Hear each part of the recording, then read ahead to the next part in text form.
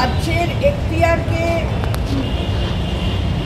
অগ্রাহ্য করে কেন্দ্রীয় সরকারের বিভিন্ন এজেন্সি সিবিআই সহ তারা বিভিন্ন কার্যকলাপ করছে।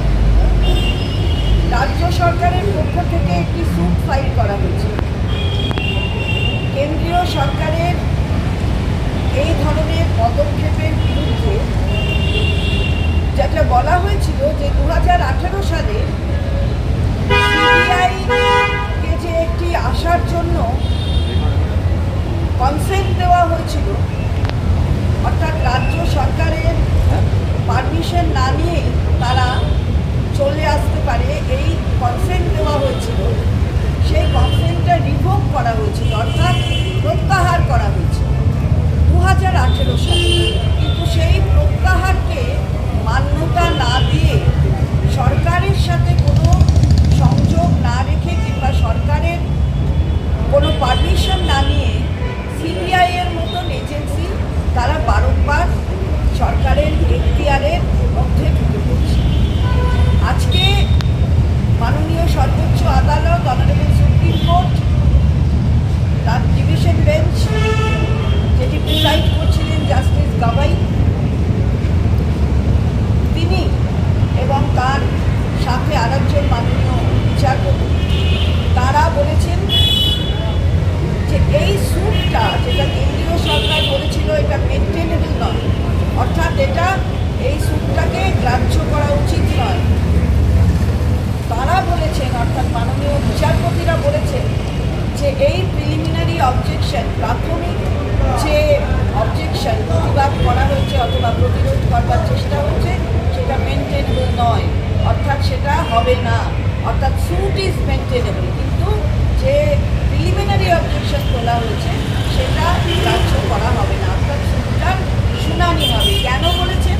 বলতে গিয়ে বলেছেন যে যুক্তরাষ্ট্রীয় কাঠামো, ভারতবর্ষের সংবিধানে যে যুক্তরাষ্ট্রীয় কাঠামোর কথা বলে, সেই যুক্তরাষ্ট্রীয় কাঠামোয় আঘাত হয়ে যাচ্ছে।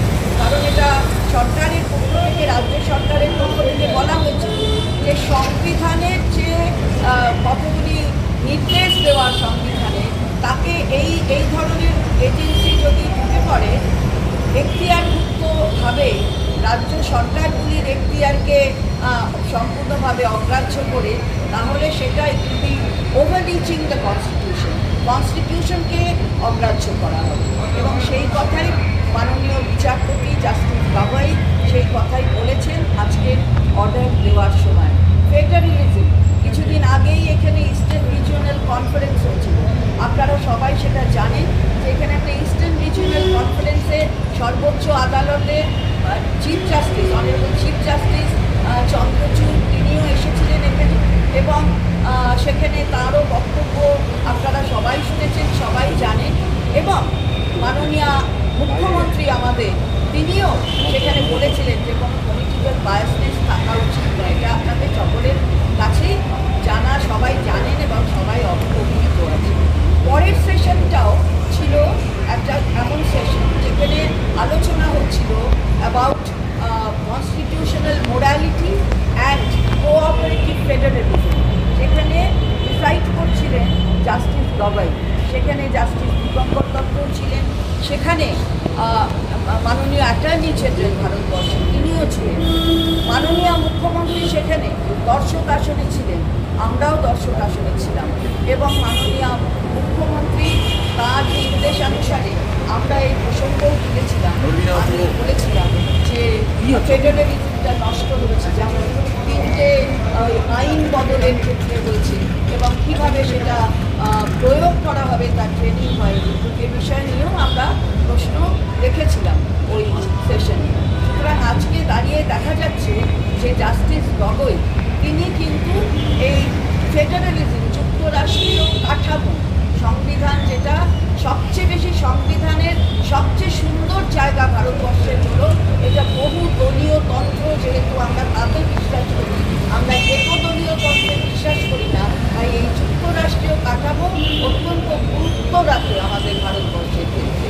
অত্যাধুনিক ডিজাইনের রুচিসম্মত গৃহসজ্জার উপকরণ মানে দুর্গাপুরের কল্পনা স্টিল এন্ড মার্বেলস ও কল্পনা ফার্নিচার। ঘর সাজানোর, চোখ ধাঁধানোর রকমারি আইটেমের মধ্যে আপনি বেছে নিন শুধু সেরার সেরাটি। এখানে আপনি পাবেন বিশ্বমানের সমস্ত ধরনের টাইলস ও furniture, RAK Ceramics, Berger Paints, Hindware, Nitco, Somany সহ বিভিন্ন বহুজাতিক সংস্থার তৈরি এক্সক্লুসিভ কালেকশন। পাশাপাশি আপনার জন্য কল্পনা ফার্নিচার নিয়ে এসেছে পুচিনা, কার্লন, ইউরেকা ফোর্বস সহ বিভিন্ন বহুজাতিক সংস্থার আধুনিক মানের আসবাব সামগ্রী। কল্পনা স্টিল এন্ড মার্বেলস ও কল্পনা ফার্নিচারের এক্সক্লুসিভ শোরুম। আমাদের ঠিকানা মুচিপাড়া মার্কেট, দুর্গাপুর 12।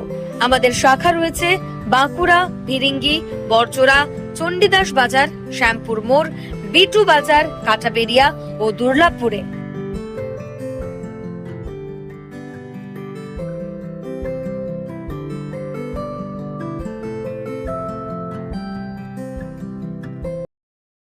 সবার আগে খবরের আপডেট পাওয়ার জন্য সাবস্ক্রাইব করুন আমাদের ইউটিউব চ্যানেল এবং ক্লিক করুন বেল নোটিফিকেশন আইকনে।